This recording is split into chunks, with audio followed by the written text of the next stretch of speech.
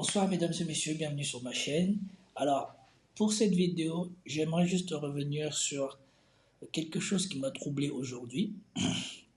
Quand je vois cette vidéo de Cyril Hanouna où il s'en prend à cet élu du Parti communiste français parce qu'ils envisagent le rassemblement de la gauche qui a fini par se faire et qui s'appelle le Pro Populaire. Vous pourriez vous allier avec la France Insoumise ou pas? Ils vous ont approché ou pas du tout? Aujourd'hui, on est en train de discuter. Si on compte les bons et les mauvais points, je vous le dis très concrètement, on n'y arrivera pas et autant donner les clés du camion. Non, mais il n'y a pas de compter les bons et les mauvais points. Ce que j'ai envie de dire, on ne peut pas s'allier avec la France Insoumise aujourd'hui avec tout ce qu'ils ont dit. Pour vous, aujourd'hui, qui est le plus dangereux pour vous? Le RN ou la France Insoumise? Le RN. Arrêtez de dire extrême droite. Là, il y a un problème.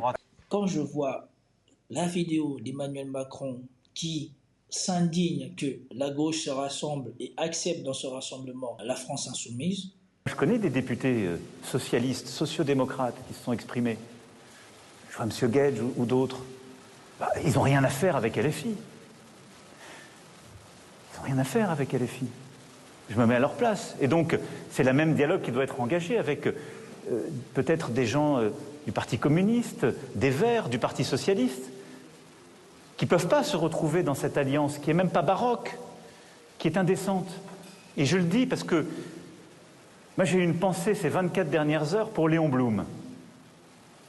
Parce que s'il y en a un qui doit se retourner dans sa tombe aujourd'hui, c'est Léon Blum, en pensant qu'on a appelé Front Populaire une alliance électorale qui permettra de donner 300 circonscriptions à LFI.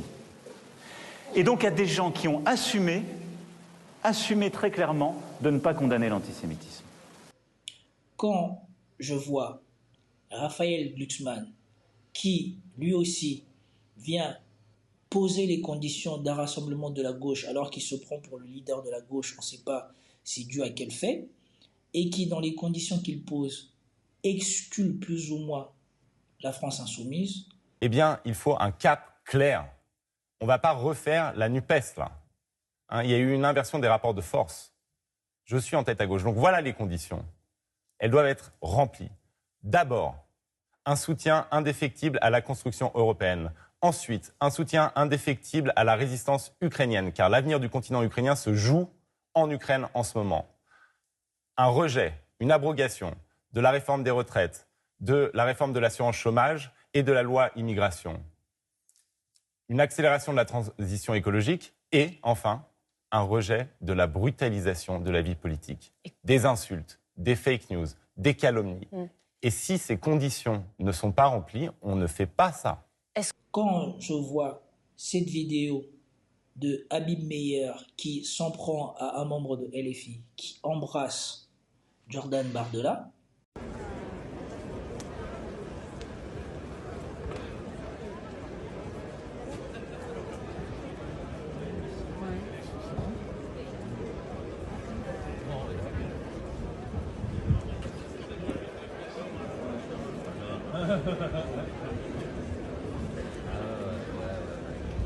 quand je vois Marine Le Pen dire ceci... Bonjour Madame Le Pen. Bonjour. C'est un plaisir d'échanger avec vous. Merci. D'autant que vous êtes en train de faire une très belle campagne. Merci beaucoup. Ce sera mon introduction. Je me permets de vous poser une question à propos du conflit israélo-palestinien. Il y a en ce moment en France une réelle menace par rapport à l'importation de ce conflit.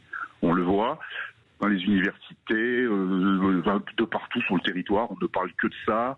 Il y a des violences, etc. Bon, on a tous regardé les infos ces derniers temps et on voit ça. Je trouve que on est trop gentil avec Israël, qui à ce moment se comporte de façon horrible.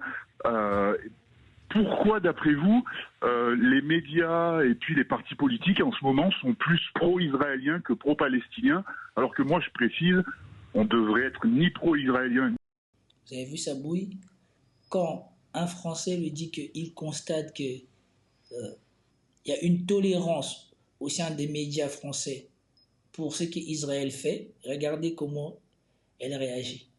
Pensez-vous que cette personne est vraiment préoccupée encore par la justice ou par les intérêts des Français, ou cette personne est en train de tout faire pour être adoubée par le système et enfin pouvoir profiter du système elle aussi.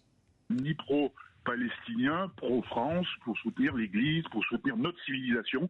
Et aujourd'hui, ces individus des deux camps, qu'ils soient juifs ou Sylvain, est-ce que... Sylvain, est-ce que je peux vous apporter une réponse? Je pense que vous avez ce sentiment-là parce que ceux qui défendent les Palestiniens, en réalité, ne défendent pas les Palestiniens. Ils défendent le Hamas. Et quand on veut défendre vraiment les Palestiniens, on combat le Hamas. Parce que le Hamas est la pire chose qui puisse arriver aux Palestiniens.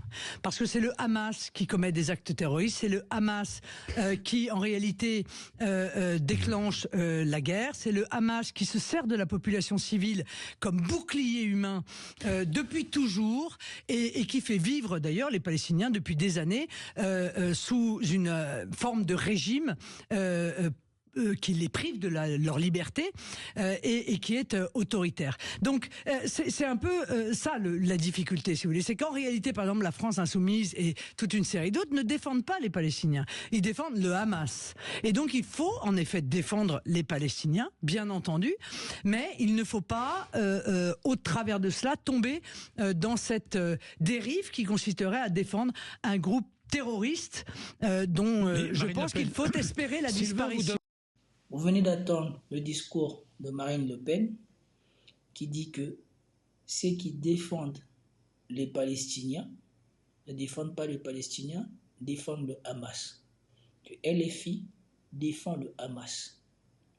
Que le problème, c'est pas ce qu'Israël faisait avant, c'est pas ce qu'Israël a fait après, ce n'est que ce qu'a fait le Hamas.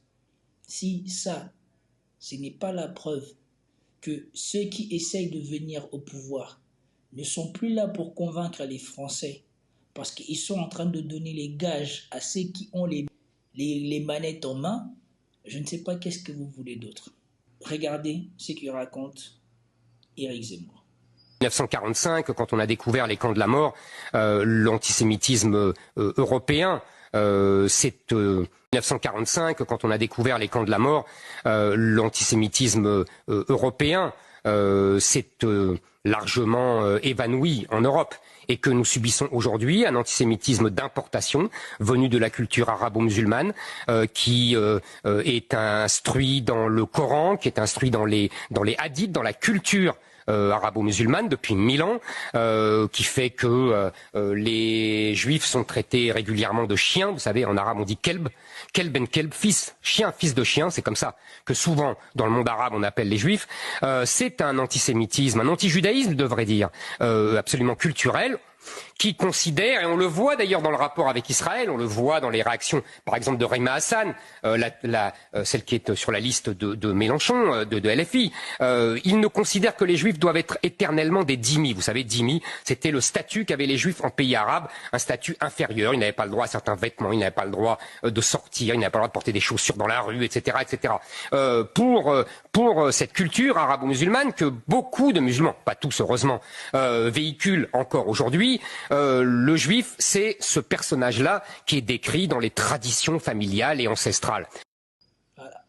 À les attendre, on croirait qu'en France, on est vraiment dans un pays où les musulmans, dans leur majorité, cherchent à faire du mal aux juifs. Et encore pire, le plus exécrable, c'est le discours d'Éric Zemmour. Il rappelle des faits historiques, certes, mais concrètement, où voit-on ce que lui, il dénonce? Vincennes, il y a un quartier là-bas là, où vivent les Juifs. C'est proche du 93. J'ai jamais entendu tous ces faits-là relatés là-bas à Vincennes. Donc ça se demandait où est-ce que ce mec vit et si c'est qu'il raconte, il les sort d'où? Pourquoi sa référence est toujours le passé et jamais le présent? Et surtout, moi, je ne comprends pas. Tous ces gens-là sont censés être des représentants de la France. Pourquoi leur première préoccupation, c'est l'antisémitisme? Alors que les musulmans, les arabes, les noirs subissent la discrimination au quotidien en France et ça ne pose problème à personne. Et cette frange-là que je viens de citer représente une part de la population beaucoup plus grande que les quelques 1% que représente la communauté juive en France. Pourquoi le bien-être de la communauté juive en France est beaucoup plus pris à cœur chez les politiciens français qui veulent absolument écarter LFI de l'échiquier politique français que les préoccupations réelles des Français. Et surtout si tous ces gens se lient maintenant que Macron il a décrété sa dissolution. Sa dissolution, c'était soi-disant pour faire barrage à la montée au pouvoir de l'extrême droite. Maintenant, on se rend compte que leur plan ne marche plus comme prévu et qu'ils ont pris un coup de poing dans la gueule. Leur problème, c'est plus la venue de l'extrême droite au pouvoir, non. Leur problème, c'est que le LFI soit renforcé en France. Et quand vous associez tous ces vidéos, ne sentez-vous pas un parfum bizarre? Ces gens-là, sont-ils là pour les intérêts de la France? Moi, je vous pose la question. Moi, je pense que c'est évident. Si vous pensez le contraire, dites-moi dans les commentaires. Je vous lirai. Soyez-en sûrs. Donc, c'était tout pour cette vidéo. J'espère que tu as aimé. Si tu as aimé, partage, like, abonne-toi. Peace out.